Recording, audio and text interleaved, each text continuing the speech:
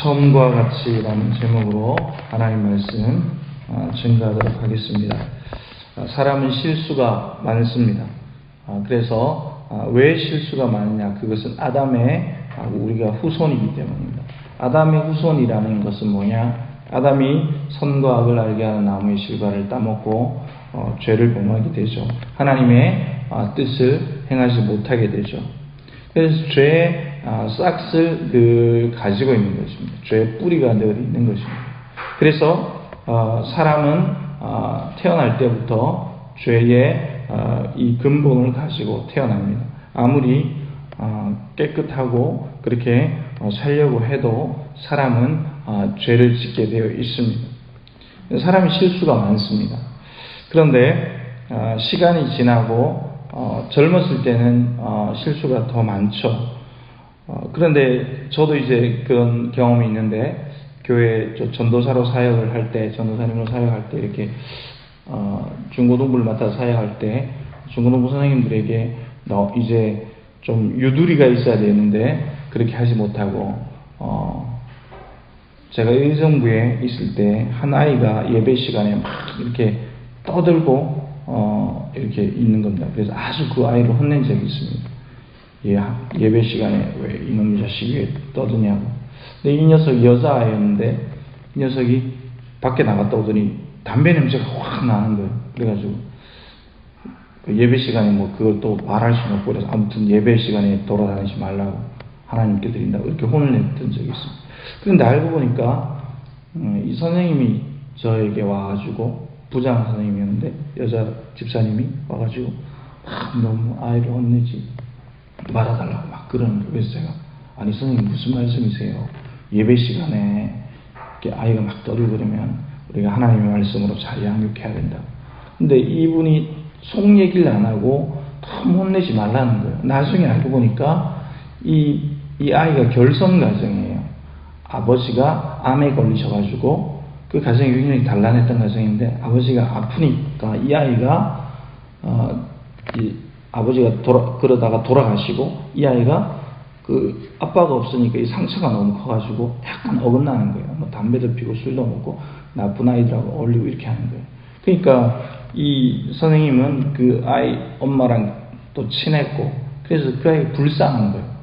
그래가지고 자꾸 이제 감싸 안는 거, 사랑으로 이렇게 하자. 그것도 맞죠. 근데 그 속 사정을 제가 몰랐던 거죠. 그래가지고 이제 그 선생님하고 이렇게 약간 이제 의견이 맞지 않았던 적이 있습니다. 근데 이제 담임 목사님께서 이렇게 부르셔가지고 그때 이런 사정이 있다. 그러면서 전도사님이 조금 이제 물론 이제 얘기를 안 해주니까 모르는 거죠. 근데 이제 내가 실수했구나, 그런 적이 있습니다. 근데 그 목사님이 뭐 그럴 수도 있지 뭐, 우리 함께 기도합시다. 그러면서 안아주셨던 이렇게 후배의 실수를 더 깊이 생각하고 또 상황을 더 고려하라는 그러면서 안아주셨던 기억이 있습니다. 사람은 실수가 많죠. 누구나 실수를 합니다. 실수를 할 때 우리가 어떻게 받아들여야 하느냐, 그건 굉장히 또 중요하죠. 시간이 지날수록 인생에 관록이 붙을수록 특별히 젊은 사람들의 실수를 보면 이렇게 어르신들을 많이 안아주시죠. 그것은 인생을 많이 살았기 때문에, 경험이 많기 때문에 할 수 있는 여유죠. 오늘 보면 본문은 실수 많은 이스라엘 백성들, 그래서 하나님께서는 다 죽이시려고 합니다. 그러나 모세가 주님 저의 생명책에서 지워주시더라도 이스라엘 백성들, 이 백성을, 무지한 백성을 살려달라고 그렇게 하죠. 그래서 그 다음 장면입니다. 그 다음 장면은 어떻게 되느냐. 이스라엘이 금송아지를 만들고 그러했지만 하나님께서 두 번째 기회를 주신 겁니다. 그래서 오늘 제목은 십첨과 같이라는 제목으로 있는데, 1절에 보니까, 10장 1절에 보니까 너는 처음과 같은 두 돌판을 다듬어라. 처음에 하나님께서 돌판은 모세가 돌판을 가지고 올라갔다는 기록이 없거든요. 하나님이 직접 만들어주신 거고, 돌판은. 그런데 두 번째는 돌판을 다듬어 올라와라, 이렇게 말씀합니다. 그래서 그리고 나무괴 하나를 또 만들어라. 이것이 이제 그 법궤죠, 법궤. 그래서 2절에 보니까 내가 깨뜨린 처음 판에 쓴 말을 내가 그 판에 쓰리니 하나님께서 다시 써주신다는 것입니다. 인간의 실수, 이스라엘 한 민족의 큰 실수를 하나님께서는 용서하시고 두 번째 기회를 주시는 것입니다. 그래서 돌을 다듬어서 다시 하나님의 산으로 다시 올라가죠. 그리고 하나님께서는 그 돌에 다시 친히 또 써주시죠. 그리고 그 쓴 것을 법궤에 넣게 되죠. 그것이 이스라엘 가운데 계속해서 보존되는 거죠. 그래서 4절에 보니까 십계명을 처음과 같이 그 판에 쓰셨다라고 중반절에 말씀합니다. 그리고 그것을 내게 주셨다, 모세에게 주셨다는 것입니다. 여러분, 그래서 오늘 본문에는 십계명을 돌판에 하나님께서 써주시는 그 내용이 있고, 그래서 하나님께서는 다시 구별하시는 겁니다. 다시 구별해서 하나님께서 친히 돌판에 직접 하나님이 쓰셔서 특별한 하나님의 법을 모세에게 주시죠. 이것이 이스라엘의 법의 율법의 근간이 되는 것입니다. 처음 그것이 되는 것입니다. 구별해 주셨다는 것입니다. 두 번째, 하나님께서는 처음과 같이 구별하는 사람들이 있습니다. 8절 이하에 나오는데 레위지파 사람들입니다. 여러분, 우리가 레위지파를 기억을 하면 누구냐면 그 위에 아론이 나오죠. 아론이 대제사장으로 임명을 받았지만 사람들이 아론을 부추겨서 금송아지를 만듭니다.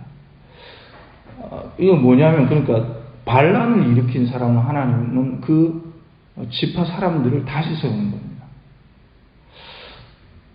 참 이해를 할 수 없거든요. 그 사람이 하나님의 명령을 크게 범한 사람이기 때문에 그 사람을 죽이든지 다른 지파로 세워서 거룩한 지파로 세워야 마땅하거든요. 그런데 어떻게 하느냐, 하나님은 레위 지파를 다시 구별합니다. 그래서 언약궤를 매게 합니다. 그리고 여호와 앞에 서게 하죠. 그리고 여호와의 이름으로 다른 이스라엘 백성들을 또 축복할 수 있는 축복권을 그에게 또 허락합니다. 사실은 아론이 그 사람들에게 금을 다 가져오게 해가지고 금송아지를 만들었는데, 아론을 우리가 무슨 반란이 일으키면 그 가장 우두머리를 치잖아요. 그게 상식이거든요. 그런데 하나님은 레위 지파를 다시 세웁니다. 아론의 이 대제사장권을 다시 인정해 주는 겁니다. 처음과 같이 두 번째 기회를 다시 주는 겁니다. 그래서 9절에 보니까 레위는 그의 형제 중에 분깃이 없다. 땅을 다 나누면 앞으로 이제 가나안 땅에 들어가면 땅을 나눌 것인데 땅을 주지 않겠다. 기업도 없다. 그런데 여호와 하나님께서 그에게 하신 같이 여호와가 그의 기업이다. 여호와가 그의 유산이라는 겁니다. 여호와가 그의 몫이라는 겁니다. 하나님이 그래서 레위 지파의 몫이라는 겁니다. 이게 얼마나 큰 겁니까? 뭐 땅을 안 주셔도, 뭐 재물을 안 주셔도 여호와 하나님이 우리의 몫이다. 여호와 하나님 우리의 유산이다. 하나님께 간구하면 하나님 그걸 다 주시는 거죠. 그게 제일 좋은 거죠. 그러니까 이렇게 레위 지파에게 주시는 겁니다. 오늘 말씀을 보면 어떤 것을 알 수 있느냐. 우리는 우리의 실력으로 우리가 뭔가 잘해서 인생에 노력해서 자꾸 얻는다고 생각하는데, 우리는 인생을 살면서 실수투성입니다. 사람이라는 자체가. 모두가 그렇습니다. 실수가 많습니다. 그런데 그때마다 하나님은 우리를 붙들어서 다시 기회를 주시는 겁니다. 다시 한번 해봐라, 아들아. 딸아, 다시 한번 해봐라. 내가 너에게 다시 기회를 줄게. 그러나 더 깊이 묵상을 해보면 기회는 두 번만 주시는 게 아닙니다. 기회는 수없이 많이 주십니다. 우리가 실수할 때마다 다시 일으켜 세워주시고, 우리가 하나님, 제가 이렇게 못났습니다. 그렇게 눈물로 하나님께 나올 때 하나님은 다시 기회를 베풀어 주십니다.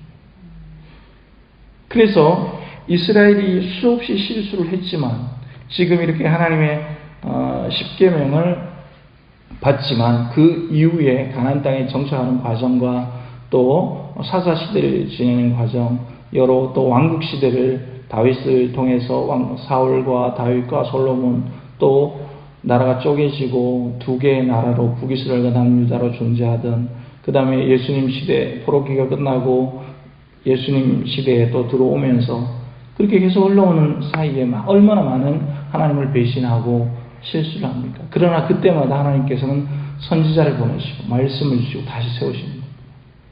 여러분, 그래서 우리가 오늘 말씀의 결론을 내리면 우리는 얼마나 은혜로 살아가고 있느냐, 은혜로 살고 있다는 것을 잊으면 안 되는 것입니다.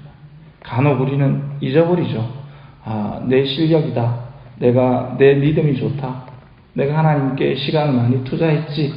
그러나 그것이 아닙니다. 사실은 하나님께서 우리에게 한 번 더 기회를 주시는 겁니다. 더 구체적으로 얘기하면 한두 번 기회를 더 주시는 게 아니라 계속해서 주시는 겁니다. 무한한 하나님의 은혜가 작용하는 것입니다. 그래서 인간이, 이 연약한 아담의 죄 후손이 인간이 할 수 있는 것은 뭐냐? 그것은 바로 하나님의 무한하신 은혜로 산다는 것을 늘 고백해야 하는 것입니다. 하나님께서 우리 가운데 역사하시고, 하나님께서 우리를 붙들어 주시고, 하나님께서 가정을 책임져 주시고, 하나님께서 이 어려운 환경 가운데 우리에게 또 환경을 가운데 우리를 보호하여 주시고 베풀어 주신 은혜를 늘 감사해야 하는 것입니다. 그런데 바로 그러한 사람을 하나님은 사용하십니다. 하나님의 은혜를 잊지 않고 하나님의 은혜에 기대어 모든 환경과 모든 시간에 감사하고 하나님께 영광 돌리고 살아가는 바로 그 사람, 그 한 사람을 늘 사용하십니다. 그 한 사람이 여러분들이 되시기를, 오늘 하루가 되시기를 예수님의 이름으로 축복합니다.